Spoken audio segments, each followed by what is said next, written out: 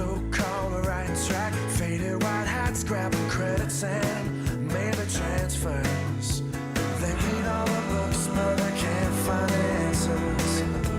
And all of our parents, they're getting older. I wonder if they've wished for anything better, while in their memories, tiny tragedies. Love to tell you, stay inside the lines. But something's better on the other side. I wanna run through the halls of high school. I wanna scream at the top of my lungs. I just found out there's no such thing as the real world. Just a lie, got to rise above.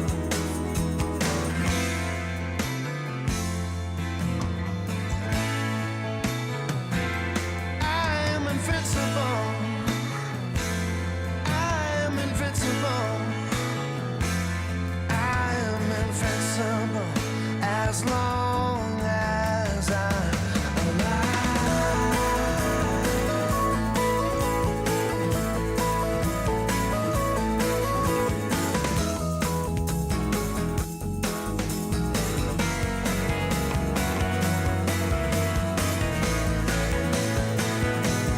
I wanna run through the halls of my high school. I wanna scream at the top of my lungs. I just found out there's no such thing as the real world.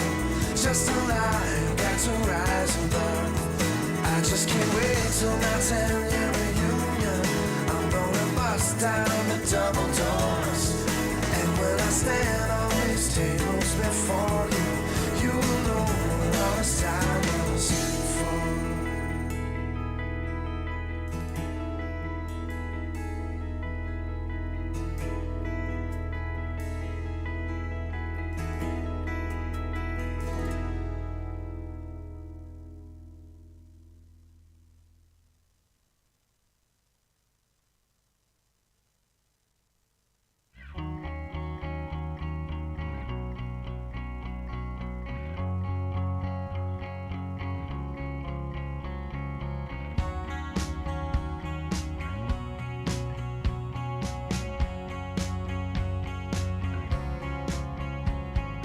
Look out the street, there's a crack in the window.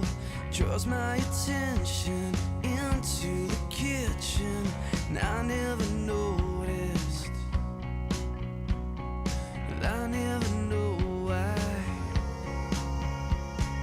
Waitress is smiling up at the ceiling. She's thinking about someplace she'd rather be. Maybe she's restless. Maybe I think too much. God only knows if she likes when she sleeps.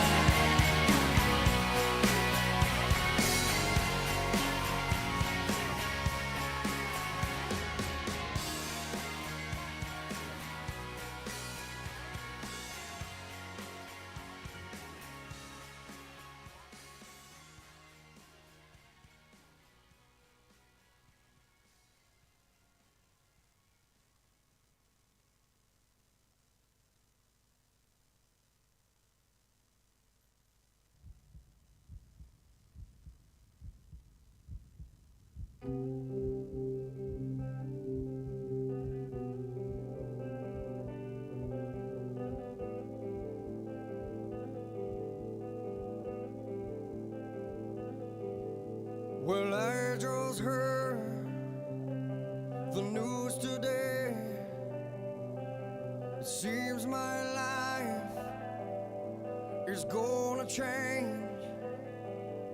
I'll close my eyes, begin to pray, then tears of joy stream down my face with arms wide open under the sunlight.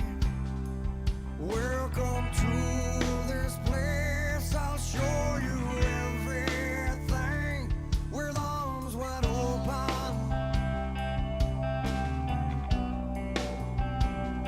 With arms wide open.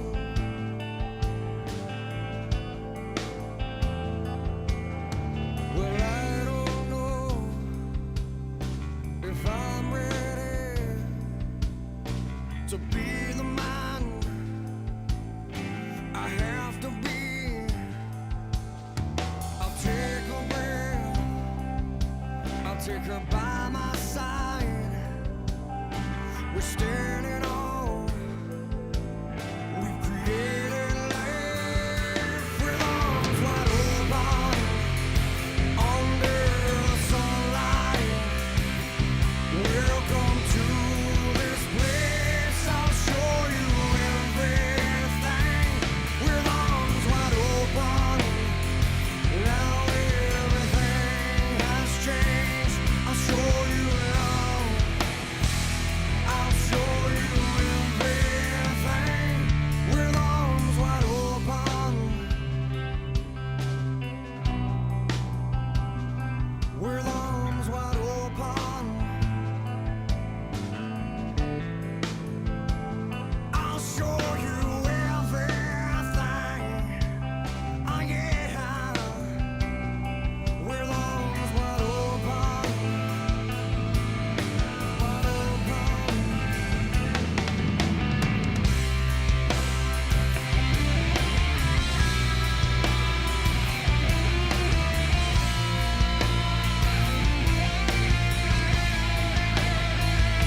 If I have just one wish, only one demand, I hope he's not like me. I hope he understands that he can take this life and hold it by the hand, and he can reach the world with arms wide open, with arms wide open. Under the sunlight, welcome to this place, I'll show you everything with arms wide open. Now everything has changed, I'll show you love, I'll show you everything with arms wide open. With arms wide open. I'll show you everything. Oh yeah. With arms wide open.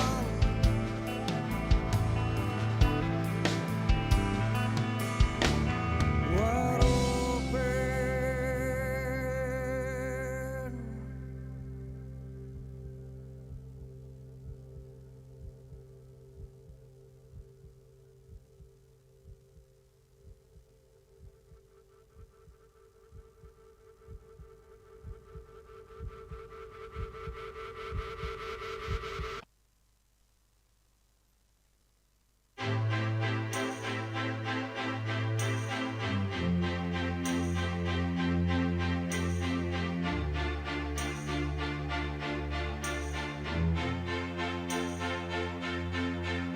Don't ask me what you know is true. Don't have to tell you I love your precious heart. I was standing, you were there, two worlds collide. collided, and they could never tear us apart.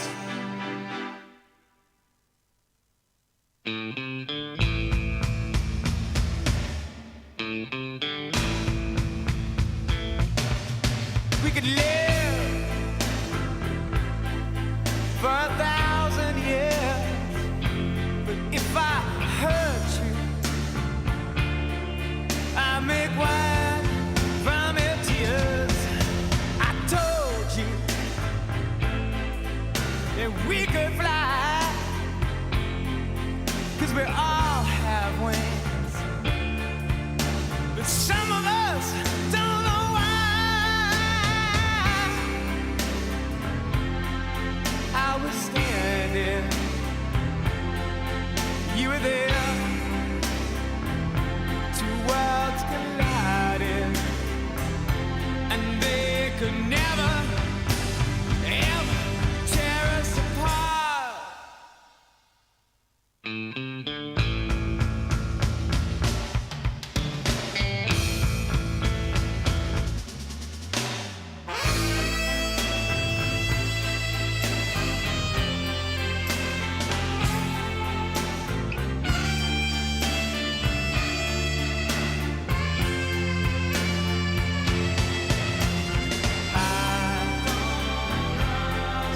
I was standing,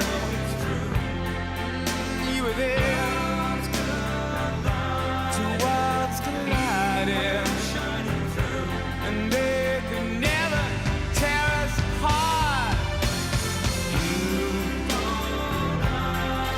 You were standing, I was there,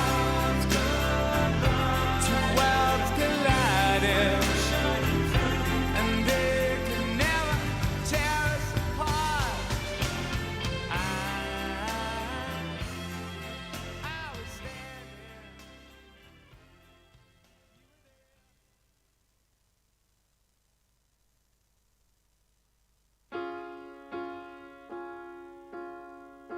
A new beginning, a new chapter of my life started the day when I thought it could be my last. My eyes were wide shut, but I hadn't given up. Just thought I'd be working the world alone. Out of the blue, there I met you. Showed me a life I can't see without you. And there's just no way that I can fight this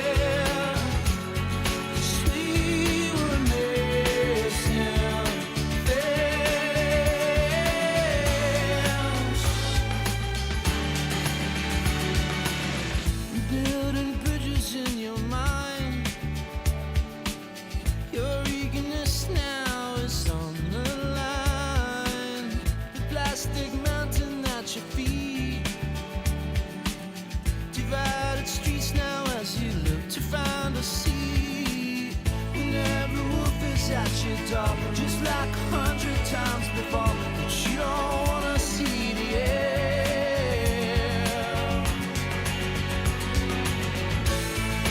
You were missing, we did amazing things, and I won't change it, 'cause we were missing things.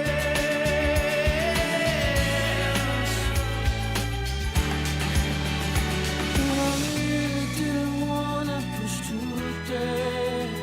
No, I really didn't wanna end this way. But the things that seem to bind us are the things we put behind us on this day. 'Cause you were missing, and we did amazing things, and I wouldn't change it, 'cause we were missing things. Whenever we're at your door, you catch 'em up and down the shore. Whenever we're at your door, you catch 'em up and down the shore. The shore.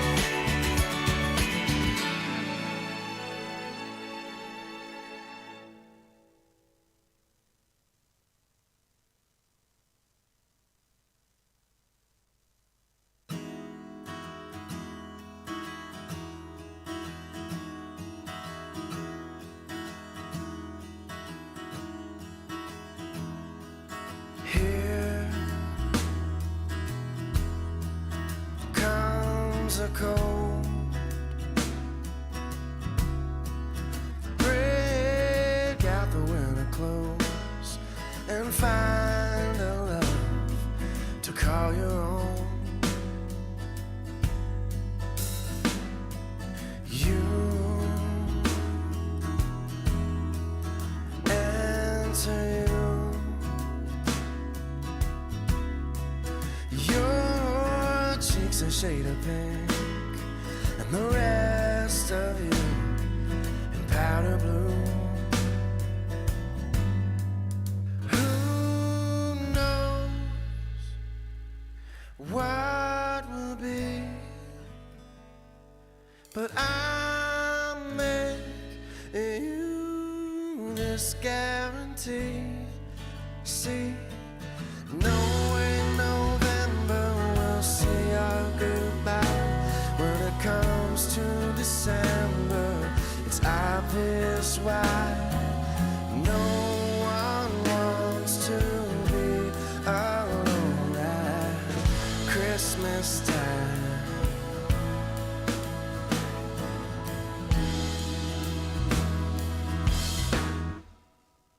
In the dark, on the phone, you tell me the names of your brothers and your favorite colors. I'm learning you. And when it snows again, we'll take a walk outside and search the sky like children do. I'll say to you, no way November will see our goodbye. When it comes to December, it's obvious why. No one wants to be alone at Christmas time. And come January, we're frozen inside, making new resolutions 100 times. February, won't you be my Valentine? And we'll both till St. Patrick's Day.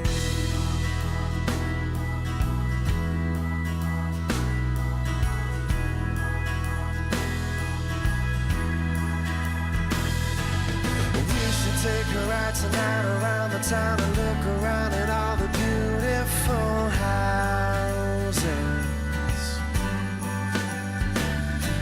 Something in the way that blue lights on a black night can make you feel more. Everybody, it seems to me, just wants to be just like you and me.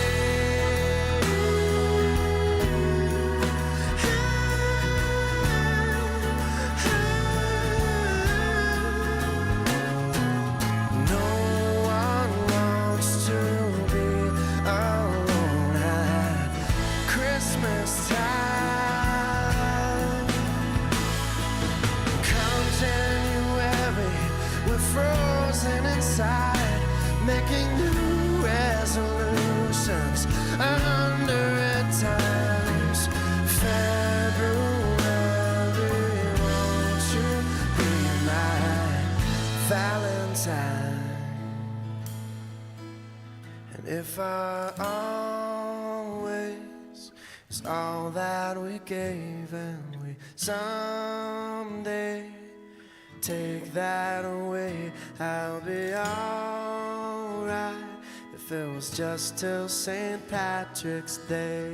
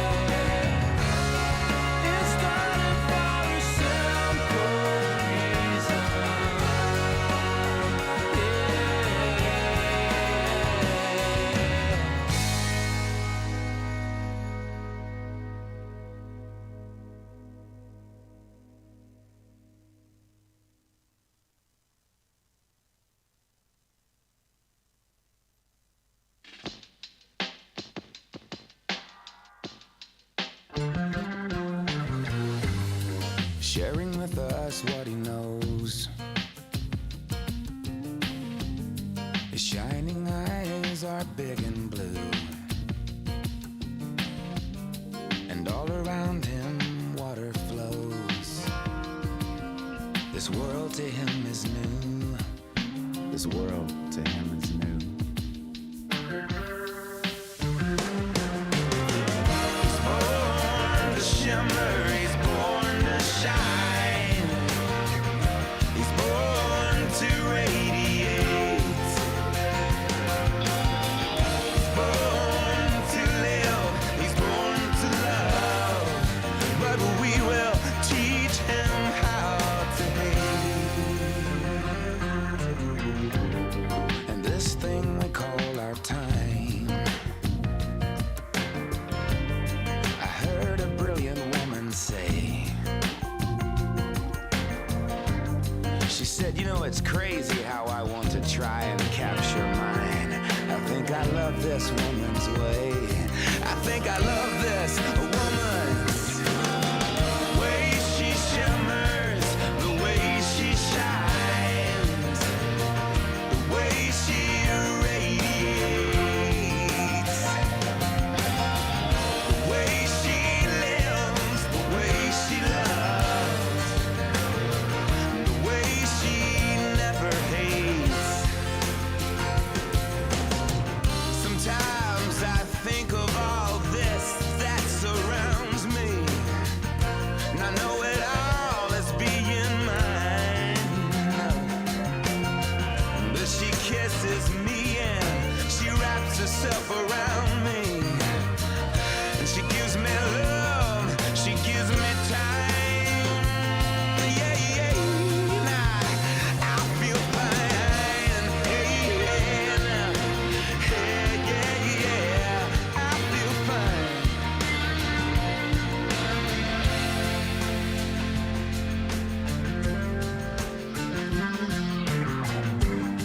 But time I cannot change. So here's to looking back.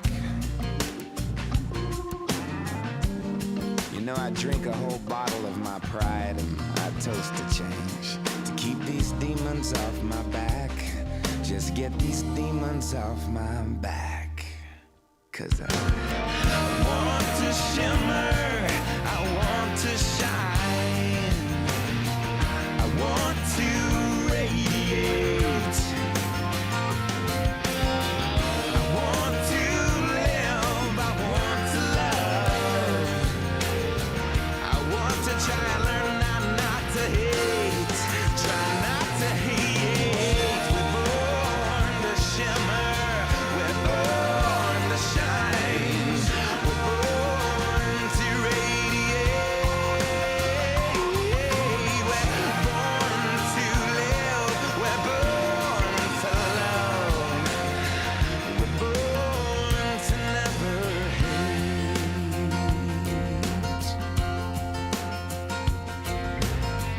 He's born to shimmer, he's born to shine, he's born to radiate, he's born to live, he's born to love, but we will teach him.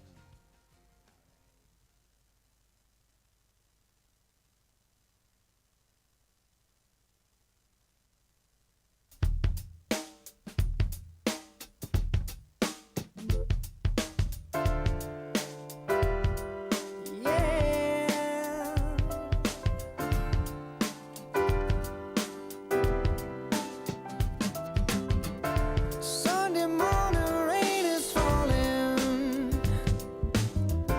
Still some colors share some skin. Clouds are shrouding us in moments unforgettable. You twist to fit the mold that I am in. But things just get so crazy living. Life gets hard to do. And I would gladly hit the road, get up and go if I knew that someday it would lead me back to you. That someday it would lead me back.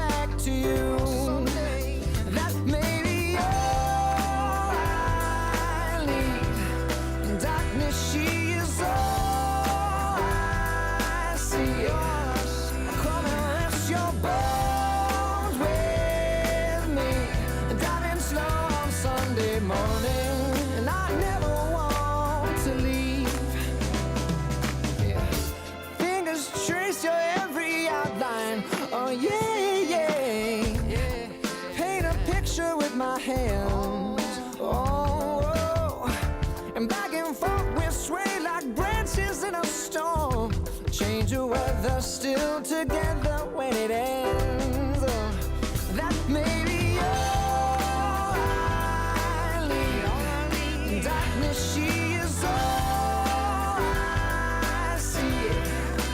Come and rest your bones with me. Driving slow on Sunday morning, and I never want to leave. Yeah.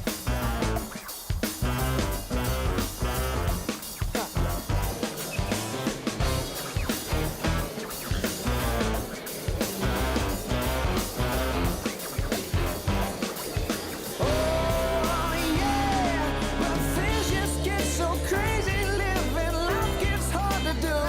Sunday morning rain is falling, and I'm calling out to you, saying someday it will bring me back to you. Yeah, find a way to bring myself back home to you. May not know that maybe all I need. Darkness, she is all I see. Come and rest your bones with me. Driving slow on Sunday morning. Driving slow, yeah, yeah. Ah, yeah, yeah. Ah, yeah, yeah. Ah, yeah, yeah. Ah, yeah, yeah. Ah, yeah, yeah. There's a flower in your hair. I'm a flower in your hair. Oh, yeah, yeah. Yeah, yeah. Oh, oh, oh, yeah.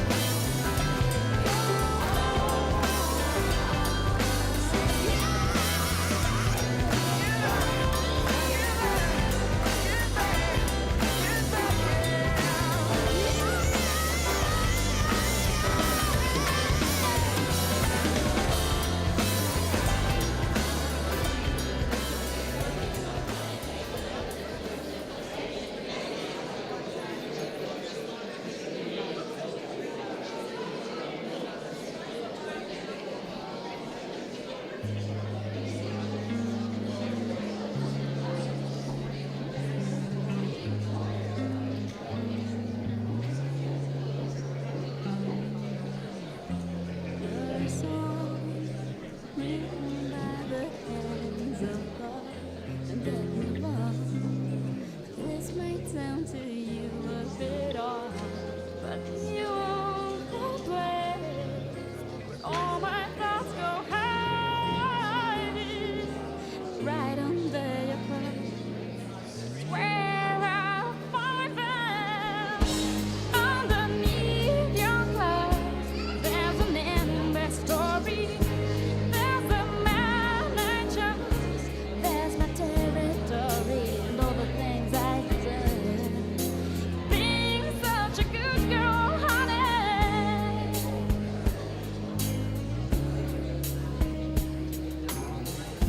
'Cause of you, I forgot those smart ways to ride. 'Cause of you, I'm running out of reasons to cry. When my friends are gone, when the party's on.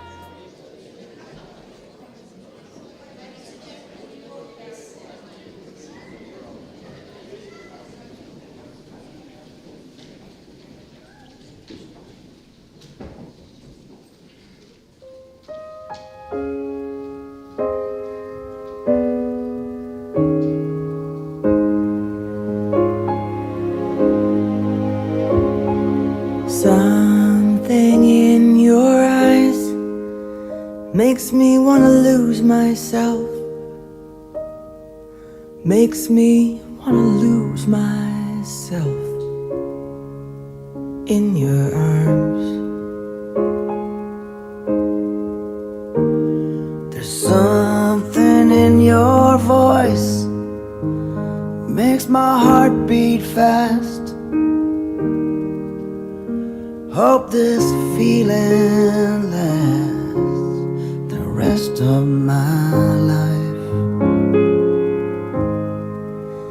If you knew how lonely my life has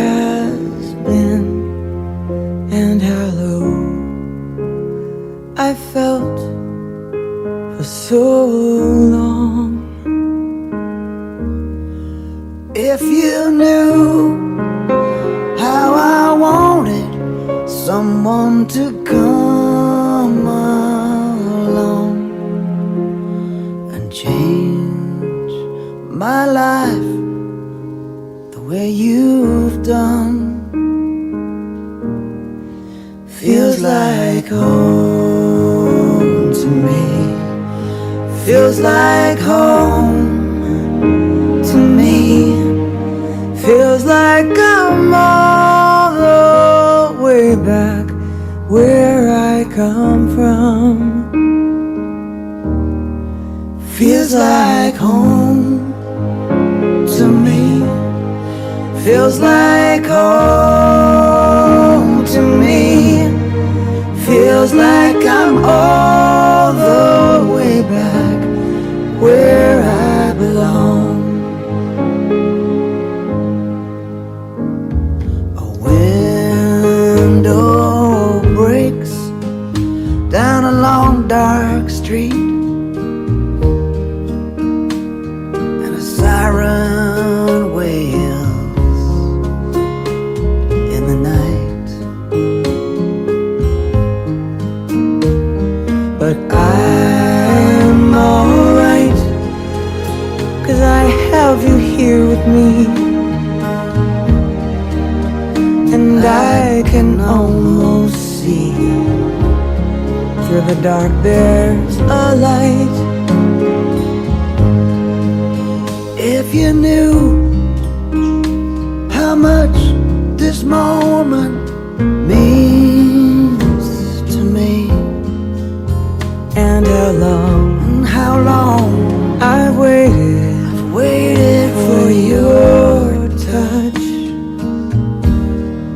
Feels like home to me, feels like home to me, feels like I'm all the way back where I come from.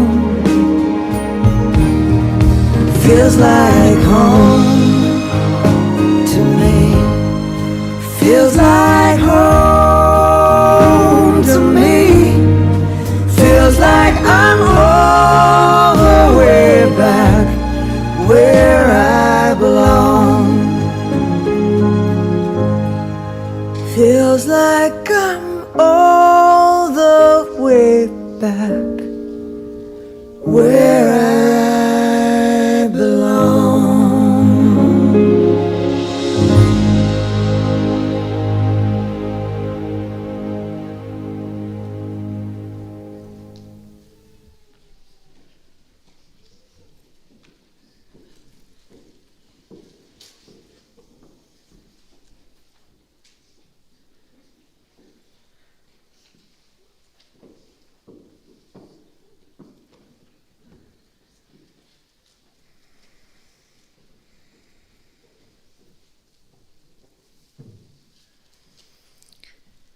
Ladies and gentlemen, on behalf of myself, Brendan, and the team at Parkside, love and support are offered to David's wife, Carolyn, Charlie, and his daughter, Acalia, Squirt, and to David and Carolyn's extended family at this really sad time.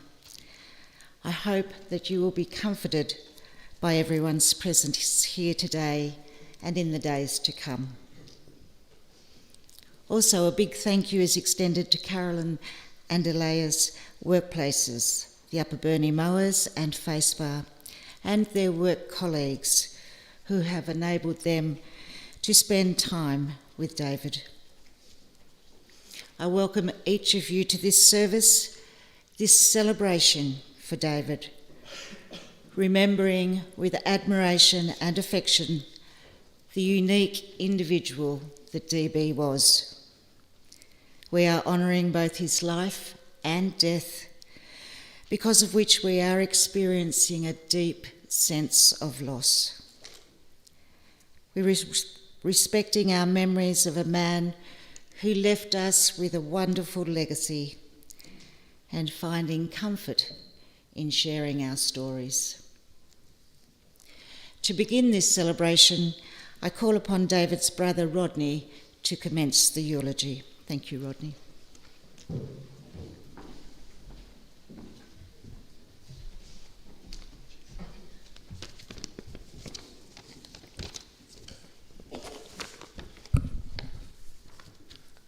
Morning. As Denise announced, I am David's youngest brother.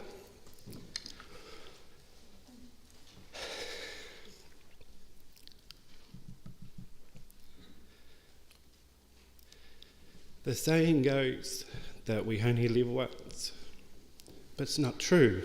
We only die the once. We live every day, and that's what David did.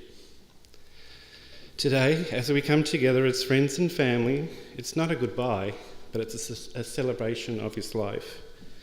Each and every one of you all will have your own memories of David, his loyal friendship, his mateship, his loving and caring nature, and his passion about his family and life in general. The eulogy that I'm about to read out is pretty much in David's words. He wrote these pretty much himself between Carolyn. Robert and Melinda welcomed their fifth child, David, born into the world on the 23rd of September 1971. Only having the power connected after David's birth, obviously they didn't have a TV, as their final son was born 2 and a bit years later, which is me. Now making their family complete with our older siblings, Chris, Gayleen, Les and Greg. Not sure what Gayleen thought with all these brothers surrounding her, but at least she didn't have to share the bedroom. Raised 20 minutes south of Ulverston at Central Castra on a 300 plus acre family farm. David loved the farm life growing up, working with cattle, digging spuds, carting hay, and he loved the smell of the gum trees, which we had lots. When he was little, he used to show off and be a real right pain in the arse, especially towards his siblings' friends, especially the brother-in-law, so much that he threw David on top of a hedge on the front yard and also locked him in the boot of the car. And in saying that, we still can take the yap out of David because he still gets to have his last say by writing his own eulogy. Dad always would say, "Why have a cattle dog when I have a David?" Bakesy, DB, Dave the gardener, or just David. Confusion occurred early in David's life, always being referred to as Boy. When called by a relative or a visitor, David would quietly interrupt and say, "No, my name is Boy." David attended Sprint Primary. He always kept things tidy and in its place, and he loved recess and lunch, as he was an outdoors boy, always with a bat and a ball and a footy in hand. He was terrible at losing things, school jumpers, shoes, all sorts. Mum and Dad was always replacing his stuff. We all attended Sunday school in Preston as kids, and fuck did he hate it.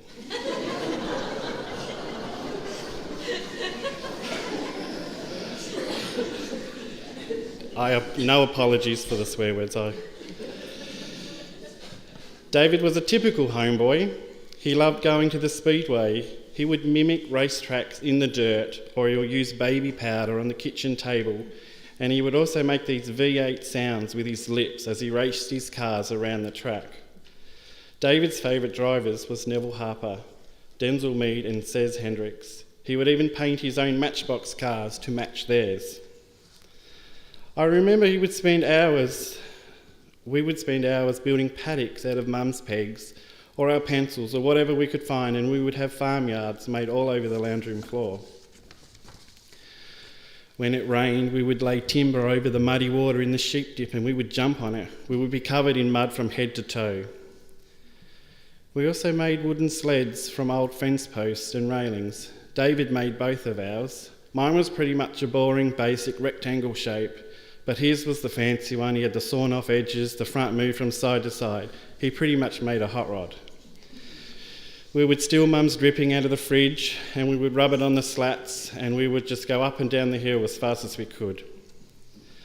David's taste for the booze started early. When he was 8 at our sister's wedding, he went around all the tables and drank everyone's slops from the empty glasses. Just to say he was a little pissed, but he swore at the end of the night someone had put his pyjamas on upside down. David attended Reese High School in Devonport. His passion for sports continued. Michael Doherty, the high school footy coach, tagged him the $1 Million Smile. I remember travelling on the bus to school matches to watch him play. Not only did he drink his own booze, but he drank everybody else's on the trip home. In high school, I was known as Bakesy's little brother. I would get high fives from the older kids, and then I soon realised I was a brother to someone special.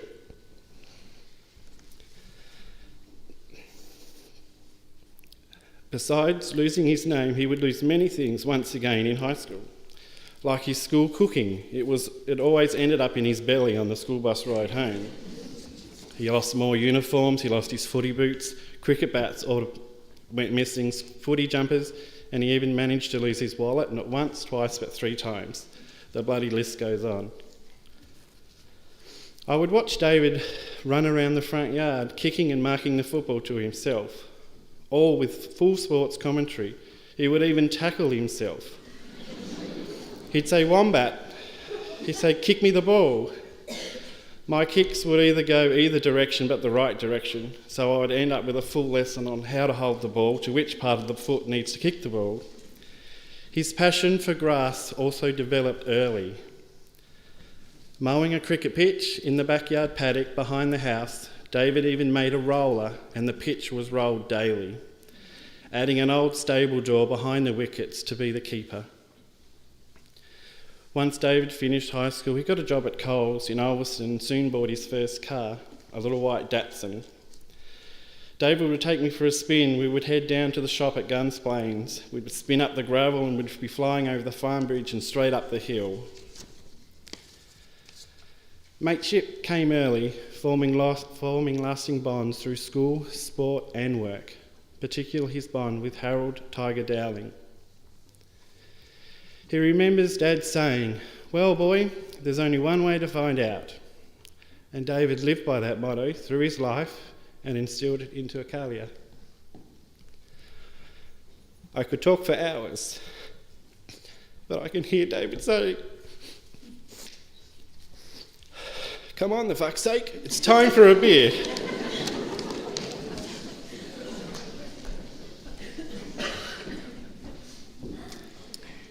Thank you, Rodney.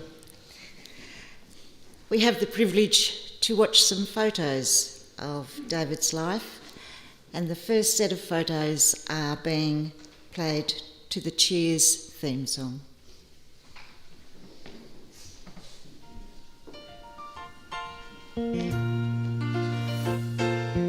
Making your way in the world today takes everything you've got. Taking a break from all your worries sure would help a lot.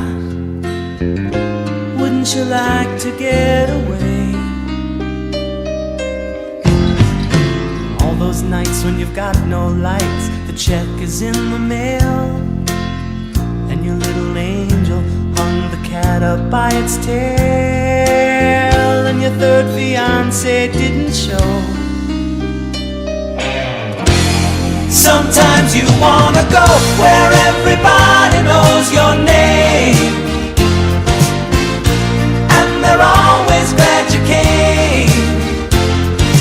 You wanna be where you can see our troubles are all the same. You wanna be where everybody knows your name. Roll out of bed, Mr. Coffee's dead. The morning's looking bright. And your shrink ran off to Europe and didn't even write. And your husband wants to be a girl. Be glad there's one place in the world where everybody knows your name,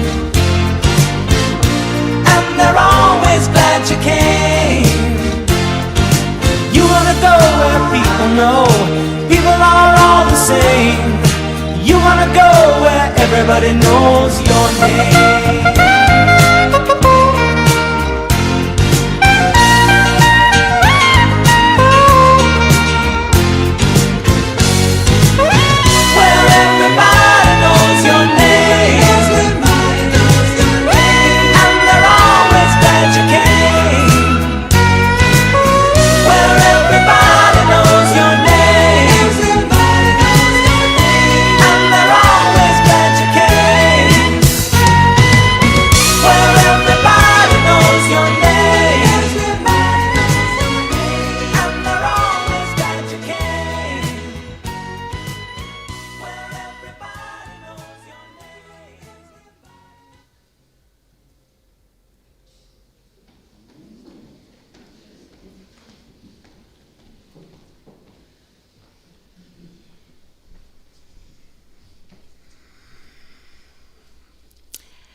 The second part of the eulogy this morning is being brought to us by Andrew French, Muppet.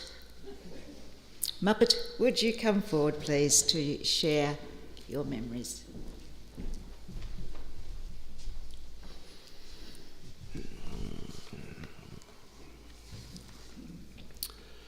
Proper preparation prevents piss-poor performance. This was one of the first statements DB made when he came to our cricket club in 2007, and it has stuck with me ever since. DB took this approach into his sporting career. He always worked hard to perform at the highest level he could. He inspired others to work hard and try and get better each time they took the field. He loved the social side of sport and enjoyed committing to training, trying to improve his personal performances every time he went out. He told me in a conversation recently that he was pretty lucky and had a good decade or so in sport. After a bit more talking, I soon realised this was a little bit more than a few good years, and I hope I can cover most of it and give you a bit of an idea of just how good he was. DB began his senior cricketing career at Preston in the Leven Cricket Association in 1985-86 as a 15-year-old grade 9 student. In his first season there, he won the second grade batting average and best in finals. In the following year, he was awarded the Reece High School Sportsman of the Year. He was chosen to represent the Leven Cricket Association on numerous occasions, and he loved the mateship and good times that he got when he was playing country cricket. One of his highlights at the time at Preston was winning the A-grade Best and Fairest in 1983-84. In 1999-2000 season, he moved to play cricket at Penguin in the Burnie Cricket League, where he would spend the next 8 seasons. Here, like so many of the clubs I will mention today, DB formed lifelong friendships and touched so many people's lives. In his first season at the club, he celebrated winning the B-grade premiership, a feat the side would again achieve in 2003-2004. In the 2006-2007 season, DB won the club's B-grade Best and Fairest award, the BCL B-grade All-Rounder award, and was named in the BCL B-grade combined side. In 2007-2008, DB and a couple of his close mates were lured across the ground to Stockport. They had an immediate impact both on and off the field. 3 straight B-grade Best and Fairest awards, multiple bowling and batting awards, and 2 more BCL B-grade representative sides were to follow for Dave. In 2009-2010, although his side had been beaten in a qualifying final, it didn't stop him celebrating Stockport winning the A-grade and C-grade premierships. As the evening grew late, celebrations got a little bit out of hand and out came the clippers. Unfortunately, he was forced to wear a hat 24/7 for the next few weeks as Charlie was disgusted in the buzz cut that he'd received. In his final season at Stockport, he was unable to achieve what he had set out to do and win the club's first B-grade premiership. Our mate DB came into bat with the game slipping away from us. The score was 7 for 63. He gritted his teeth and stuck around for a match-winning 52 not out and allowed us to score 162. Dave was awarded man of the match to go alongside his premiership medallion. Watching him bat that day, it was no surprise his cricketing idols were Steve Orr and Alan Border, 2 Australian captains that were tough and always up for the fight when the odds were against them. The victory celebrations lasted for many nights and many great memories were made. No clippers or scissors were allowed at the club. Equally as talented in football, DB made his mark right along the northwest coast. Fresh out of the Devonport under-18 side, DB played his first senior football with Mott and Preston in 1989 and played right through to the end of 1993. In 1994, he joined NTFL club Penguin and had 2 fantastic seasons there, where he won the reserves Best and Fairest in both seasons. Playing senior football at Penguin also was a major highlight in David's career. DB travelled to Sprint for 2 seasons in 1996 and 97. During the 1997 season, he was named senior captain and had another consistent year to take out the senior Best and Fairest award. His junior then took him to Sprayton Football Club from 1998 through to 2004, where he was awarded the Reserve's Best and Fairest Award 3 times in a row from 2000 through to 2002. In the 2001 season, he was also awarded the NWFA Tom Kenny Medal for the Reserve's Best and Fairest player, which amazingly, he was only able to play 9 matches that season due to work commitments. He was working every second Saturday. Career at the Natone Football Club, playing from 2008 through to 2014. Although he had football clubs he played at, he got so tired of the guys biting the smokes off him that he would buy an extra packet every week and leave them in the club rooms just for the lads to share. There was another such instance of this only last year. While going through treatment and not working at the time, he won a fairly decent sized meat raffle up at the Ryana Cricket Club.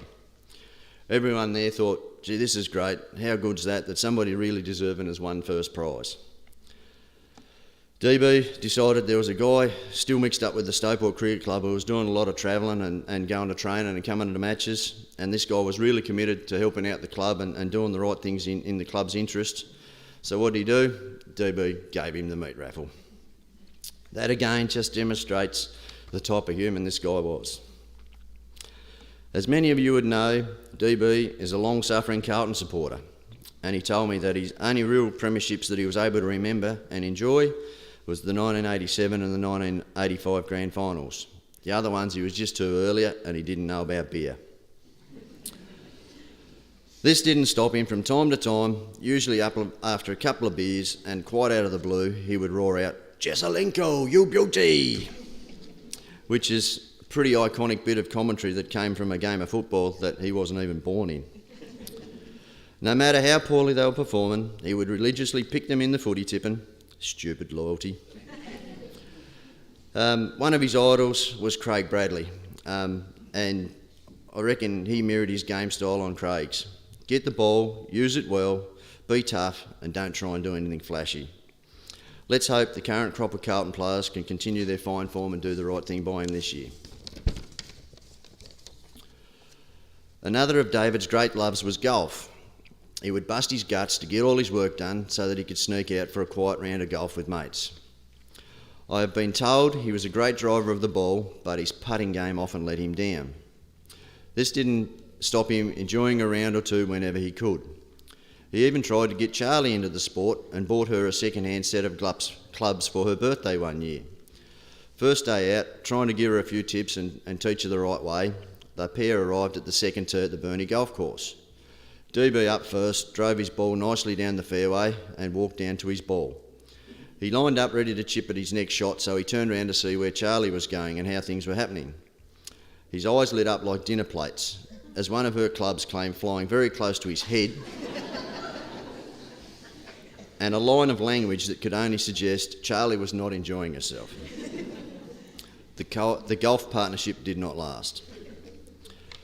DB was a man that enjoyed the social side of life. He loved making time to go to the brook for happy hour where he and neighbour Derek could solve the world's problems. He spent many evenings at the Yolla Tavern with great mates Rob and Jenny, just catching up and playing a few games of 8-ball. He loved a beer or two and was one of the best I have ever seen on the tooth as well. He wasn't fussy when it came to food. Anything Charlie cooked was demolished quite happily, sometimes 3 helpings of it. Sandboy chips were a favourite, but he preferred barbecue flavour to anything else. One of his Friday rituals up at Tiger Dowling's was for the pair of them to sit down and eat raw onion sandwiches for lunch. He was always willing to take his turn though and cook for the family. Usually on a Wednesday evening, he would prepare takeaway. Because the extent of his kitchen skills were limited to anything you could eat on toast. It's actually hard to believe that during his chemotherapy, he was actually able to eat more food, and he was determined to keep his strength up to make sure he didn't get weak. At the doctor weigh-ins, it was a source of amusement that not many people were able to continue to do chemotherapy and put on weight. DB's typical response was, "It's quite simple, I'm trying to do a Don Bradman and rack up to the 100. Finally, I'd like to share a non-sporting memory of David with you all. It was a few years back when DB and Charlie were living up on Brickport Road, and late one afternoon I got a phone call from DB. He said, "Mate, the ute dead on the traffic lights. I'm at the bottom of West Park Road. I'm blocking all the traffic. What do I do?" So I'm only a couple of minutes away. I jump in the work ute, head straight out to him. Sure enough, he's trying to make a left turn up West Park Grove, and the ute and trailer, all his mowing gear on the back, is blocking the road. So we hooked a tow rope on the front of him, and I said, "We'll just pull you up round the corner into Olive Street, then we'll have a look at it when we get all this traffic cleared." I may have set off a little quicker than he expected, and he started honking the horn and waving his arms like mad. The bloody ride-on has left the trailer. We'd managed to clear the ute from the intersection and got it into Olive Street, but the ride-on's sitting pride of place. Husqvarna advertising everywhere in the middle of the traffic lights. DB couldn't stop laughing.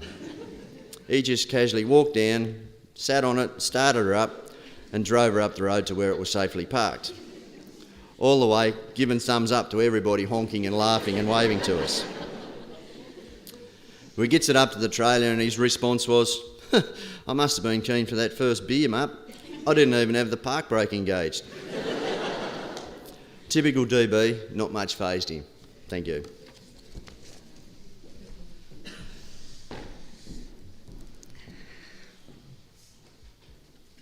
Thank you, Andrew. What a great, great story. We now have a second photo montage, this time to Lighthouse, You and Me.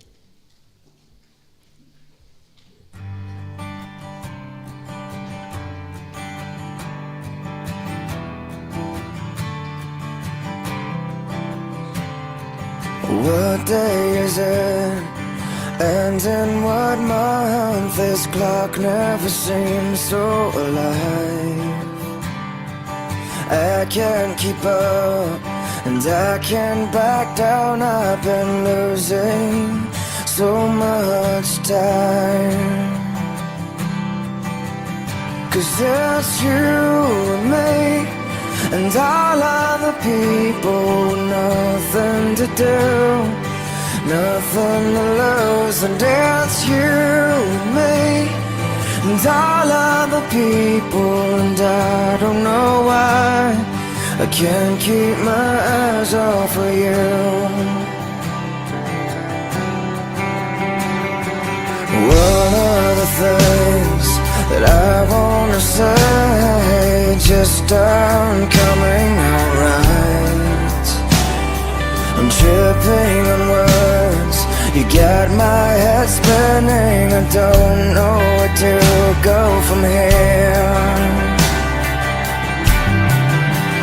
'Cause it's you and me, and all other people, nothing to do, nothing to prove. And that's you and me, and all other people, and I don't know why I can't keep my eyes off of you. Something about you now I can't quite figure out. Everything she does is beautiful. Everything she does is right. 'Cause it's you and me, and all other people, nothing to do, nothing to lose. And it's you and me, and all other people, and I don't know why I can't keep my eyes off of you and me, and all other people, nothing to do, nothing to prove. And it's you and me, and all other people, and I don't know why I can't keep my eyes off of you.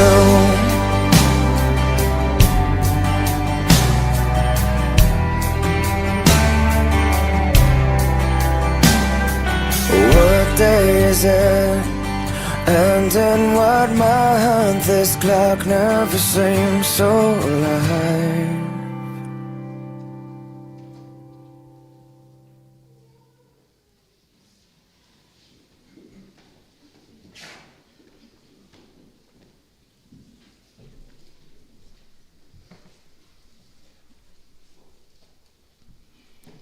Part 3 of our eulogy this morning is from Mopper, Richard Rawnsley.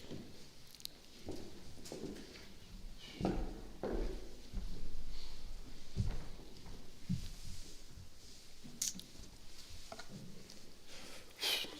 was fortunate. I got to know David not only through his sporting endeavours, but as a person. I shared so many great times every morning, afternoon smoko, and often lunch for the best part of 15 years.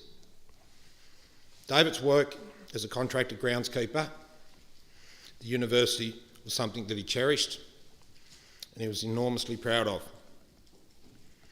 It was a business and clientele base that he'd built from scratch after a 23 loyal and progressive career at Coles. He had an amazing commitment to work and of high standards. And of course, a magical green touch. He was prepared to start early. He was prepared to work back late. He'd work weekends, but throughout the day, he made sure he had time for a chat. He would talk to everyone. He loved people. His commitment to presentation was without peer. He would manicure the lawns. Sure, even the Royal Botanical Gardens people would be proud of them.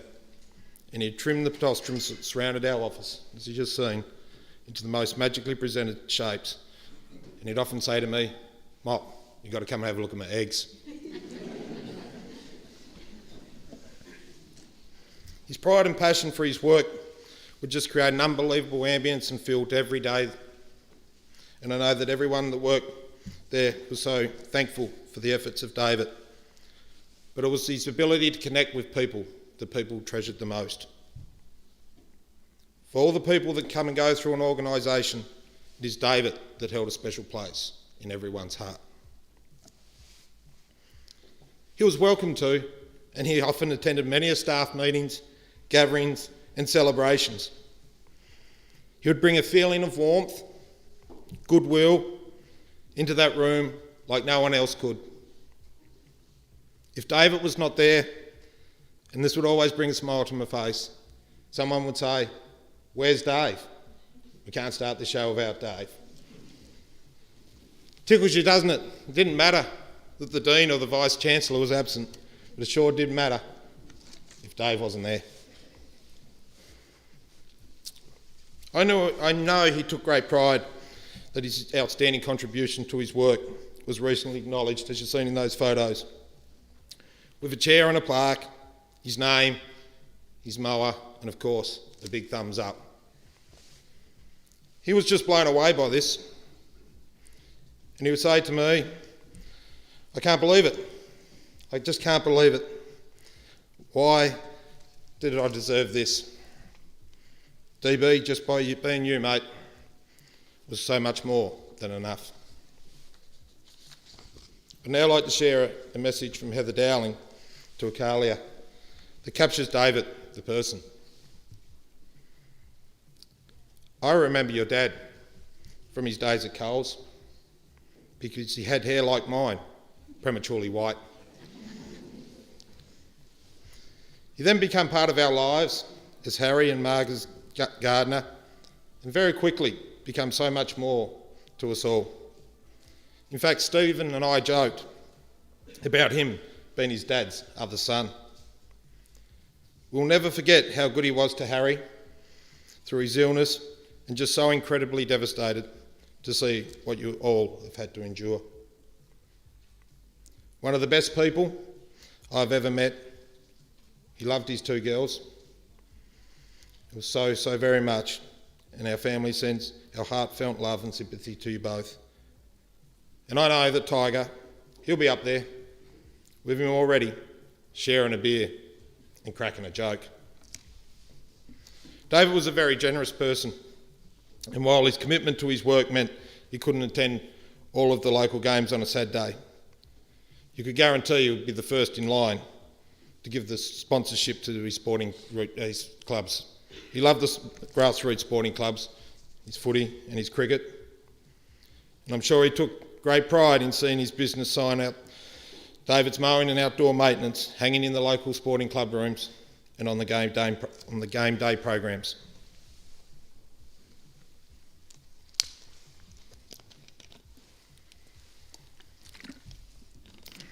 David's business was more than just him. It was a partnership. You see, in David, he was devoted to Husqvarna, and Charlie, she was devoted to the books. Managing the expenses, ensuring equipment was maintained, and often looking for capital items. That ute was bought sight unseen. He loved that ute. And this partnership was never more evident than following David's diagnosis. It was an amazing sight to see the support that David got from his great mates, Peter Maney, Paul Wiggins, Robin Timms, maintaining the grounds proudly wearing David's mowing and outdoor maintenance high vis. But when it come to seeing who could produce the best mowing finish, I think David must have shared a bit of that green magic with Charlie, because there she was, hands dirty, high vis on, showing the fellas how to get it done. No wonder he claimed all those years ago, "I found the one." David was a person, no matter the circumstances, he could care more about you, what was going on with you, who you were, than what was happening with him. I and his friends have reflected on this through his ongoing challenges with his health over the last 2 years. He was undoubtedly a soldier and an absolute inspiration to the end. While the diagnosis of his health was often deteriorating, he would always convey a positive outlook and an unbelievable strength and ability to make the conversations and situation one of enjoyment. I'd often share my visits and those that would go there, and everyone would say the same. It didn't matter the situation for David.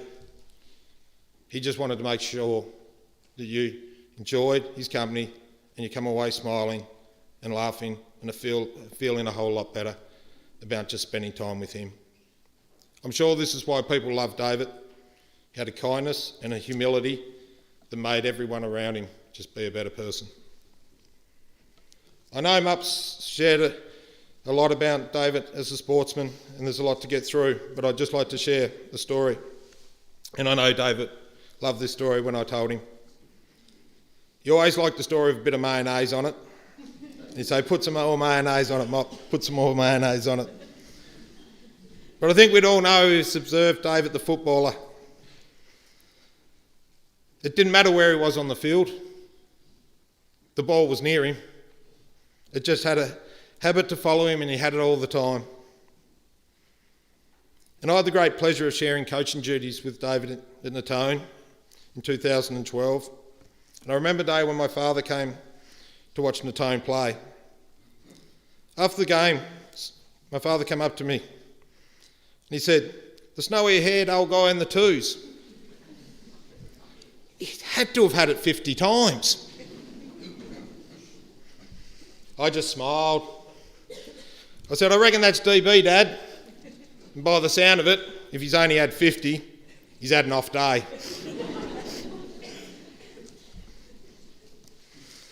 It always amused me watching David play and hear the opposition supporters yell, "Oh, would someone just man up that old grey-haired bastard?"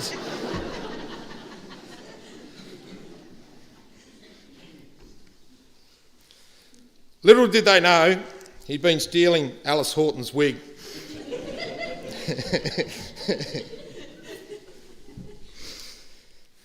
Yeah, and by the look of the Sprayton photo, by a pretty young age, I think.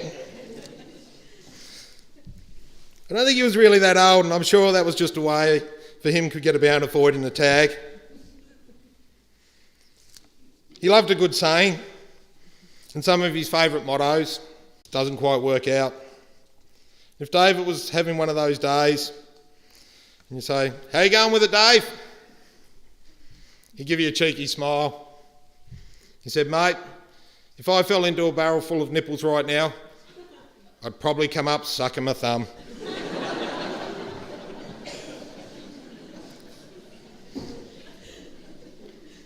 That was David. Cheeky, an ability to make you smile, an ability to make you laugh, even when he was having a bad day. He never placed value on material things. And whenever you had a conversation, when his voice would change and his tone would change, he'd always turn to his girls, Charlie and Squirt. He had many a proud moments in his life. The 18th of June 2005 was the proudest. Not only gaining a beautiful wife, but an amazing daughter. He loved being a husband and a father, and enjoyed spending those times with his family, an open fire, cold beer, good music, good food if he wasn't cooking. That was up to you, Charlie. And of course, great company. When I went to see him on the Thursday before he passed, he didn't want for much, just some Kentucky fry.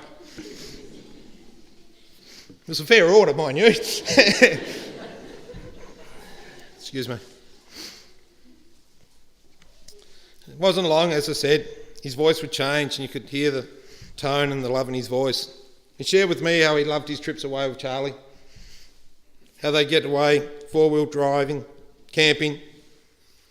He said, I'd make time at the end of the day, before 4 o'clock, to get down to the local, have a beer, and just get to know everyone. Share a yarn, maybe 10, and that was him. He didn't have a bucket list. He had everything he needed.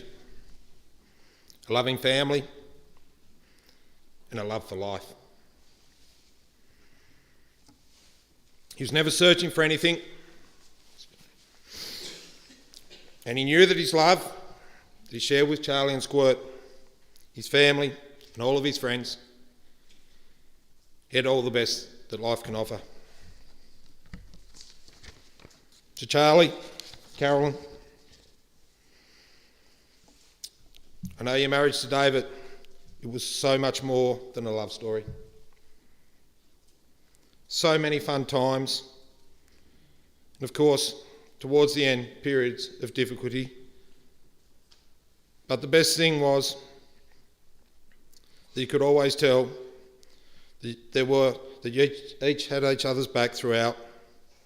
There were no secrets. And together, as you would tell me, you were the stubby and the stubby holder. You would encourage and support each other. And I know he was as proud of you as you were of him. And you've experienced some unbelievably tough times. And your love for each other grew closer and deeper every day. Together, David, his two girls, Charlie and Squirt, your love for each other knows no bounds. David, friend, I know you'll be up there. You'll have the lawns mowed, the colostrum trimmed,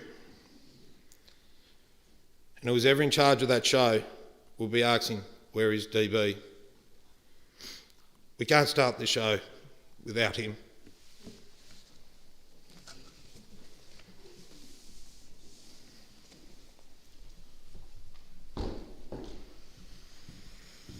Thank you, Richard. Two more tributes this morning, one from Tony Long and one from Damien Close, if they would come forward.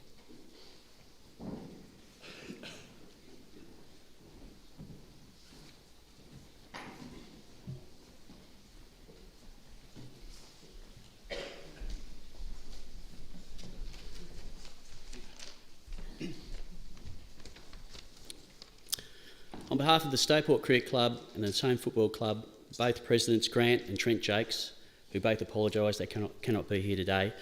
Both committees and members, past and present, we would like to pass on our condolences to all the family and friends of DB, especially Charlie and Squirt. Both clubs were better places for having DB part of everyone's lives. DB brought so much respect and honour, and of course his competitiveness was second to none, pushing all his teammates to a higher level. DB arrived at Stowport, in the Stowport Cricket Club in 2007-2008 with his great mates Fabs and Ricky. One thing stood out instantly upon their arrival: the bar taking spiked considerably.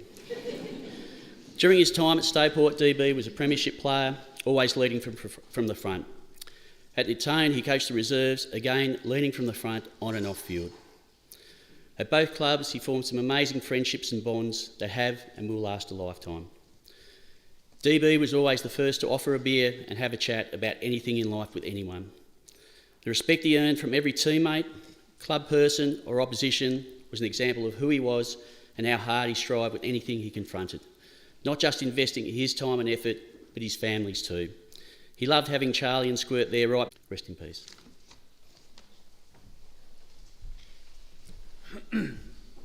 As Dave well knew, I struggle in front of crowds, so please forgive me if I stumble, but as he would say, have a crack, Tone, have a crack. I'm the UTAS grounds maintenance manager, and Dave worked for me for some 7 years. There's been plenty said about his sporting prowess, and Dave shared that with me, but on the professional side, he was unequalled as far as I was concerned. David started off with UTAS for about 12 months, and then the powers that be decided it had to go to contract. Now, if anybody's had anything to do with large organisations, they'll know that going to contract means that it's a very onerous and very involved process. Dave said, you know, what do you reckon, Tone? I said, well, have a go, mate. You can't do the wrong thing, and we'll see how you go. So Dave dutifully went and tendered for the contract. Now, bear in mind, Dave was competing against some very big companies. We're talking companies of hundreds of people, and one of them a national company of thousands of people. I said, Dave, the only thing you've got to bear in mind is there's a lot of BS involved with this, and there's a lot of things to produce. And he said, well, I'll have a crack. He said, and Carolyn will help me, and between us, we can do something. In the meantime, one of the major companies had actually approached Dave and said, Dave, when, and it was a when, Dave, when we win this contract, we'll have you work for us. No worries. So anyway, dutifully we went to tender, and it all went through the process, and it's a long and drawn out process, and tender committees and so forth. And Dave went well. There was plenty of things. There's environmental, there's OH&S, there's all the things in the world. And Dave is a little single trader. He battled on, and he produced some really good, with Carolyn, some really good documents that beat some of the big guys. So through the process, there was expressions of concerns from Hobart that Dave, being a single man show, he may let us down.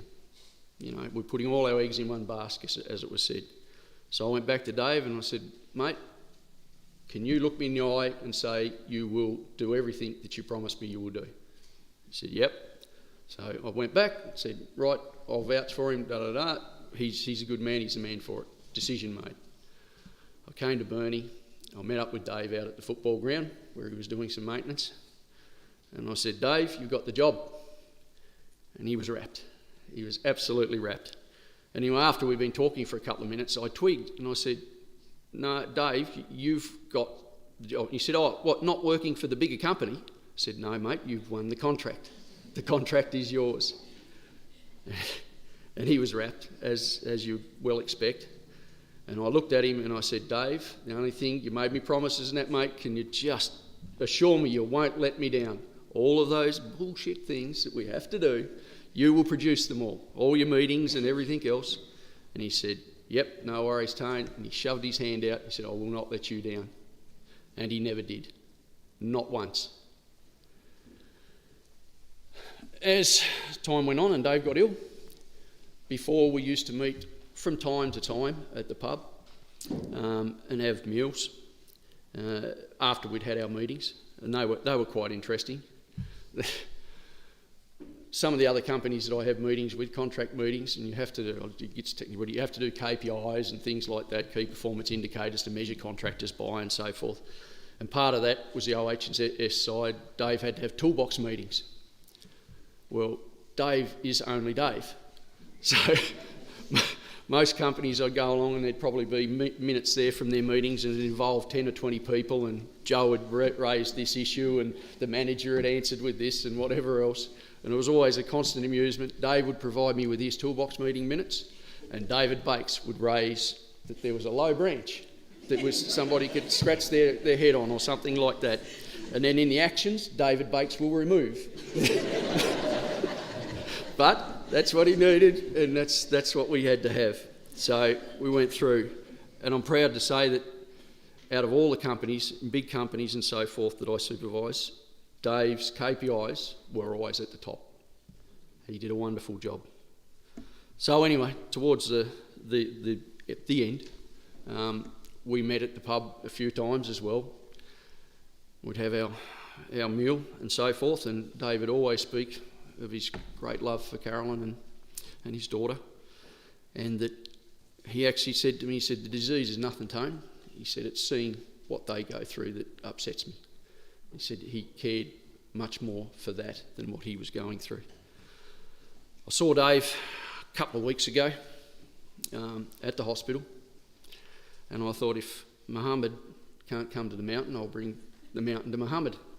So off to the pub I goes, said, guys, how about a Scotch fillet, pepper sauce? And it was Dave. Said, can we have it takeaway? Oh, yeah, come on. Anyway, so conned the meal out of them. Up I goes, brown paper bag in hand, into his room. Said, Dave, have you had your lunch? He said, oh yeah, I've eaten.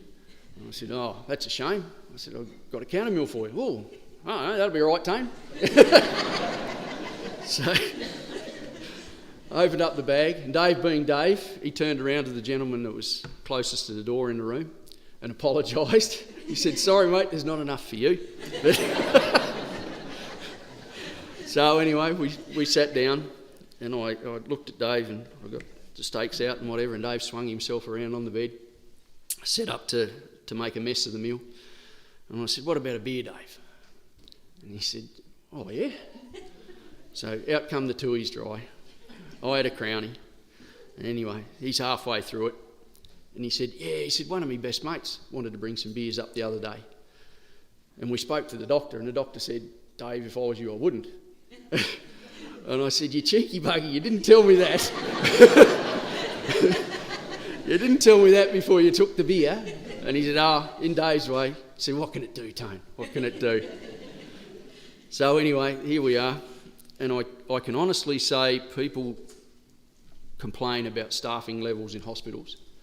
But I think that every nurse in Tasmania came to the door of that room and into the gentleman next door. So I'm there, I've got the Crownie down beside the leg. Dave's sitting on the bed with his back to the door, Crownie in front of him. We're having a chat and whatever. And I looked away at one stage and out the window, and I looked back, and Dave's got the grin from ear to ear. And I said, what is it, mate?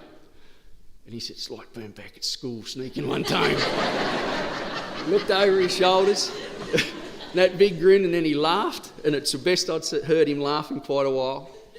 And that is what I will take away. That is my memory of Dave. That big cheeky grin after he'd conned a beer out of me that he shouldn't have had. And his great love for Carol.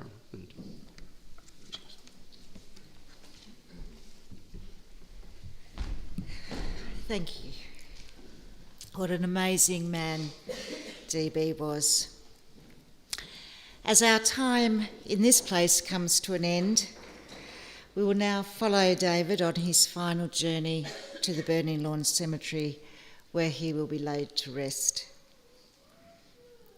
Carolyn and Acalia, along with their extended family, would like to thank you all for your attendance here today. They would also like to extend a special thank you to the Natone Football Club and the Stowport Cricket Club, mates, friends, and the whole community for the continued support during David's journey.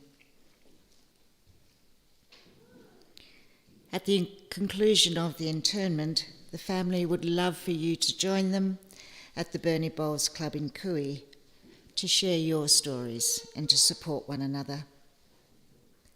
But before we leave, there is a special message for you all. G'day, just DB speaking here. Obviously I want to say a few things. It's not going to be negative. I always wanted to be positive.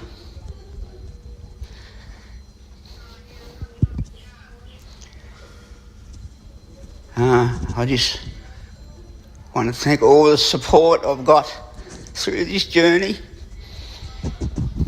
It's been very, very overwhelming by everybody. The power, strength and encouragement. If I need any extra, I wish it's all in faith of my family and friends. They say the final sign goes,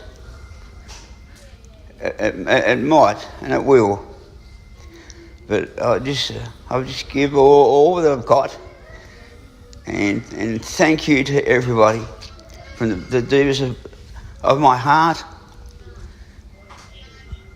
Like I say, just thank you to everybody. It's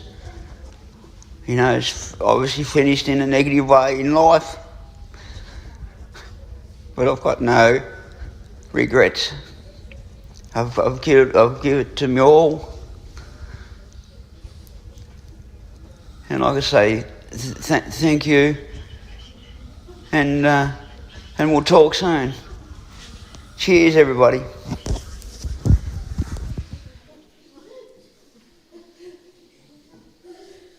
Would you all please stand?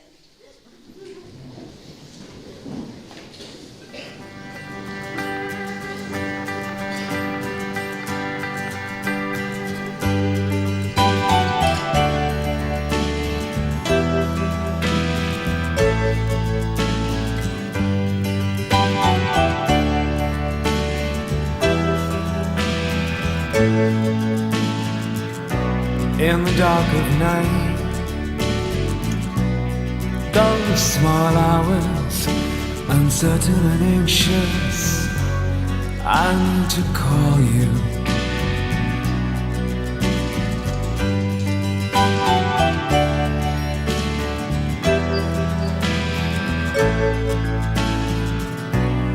Rooms full of strangers, some call me friend, but I wish you were so close to me. In the dark of night, those small hours, I drift away when I'm with you. In the dark of night, by my side. In the dark of night, by my side. I wish you were, I wish you were. Here comes the clown. His face is a wall. No window, no air at all. In the dark of night, his face is there, haunt me. But I wish you were so close to me. In the dark of night, by my side. In the dark of night, by my side. I wish you were, I wish you were. In the dark of night, by my side. In the dark of night, by my side. I wish you were, I wish you were. In the dark of night, faces, they haunt me. Well, I wish you were so close to me. Yes, I wish you were by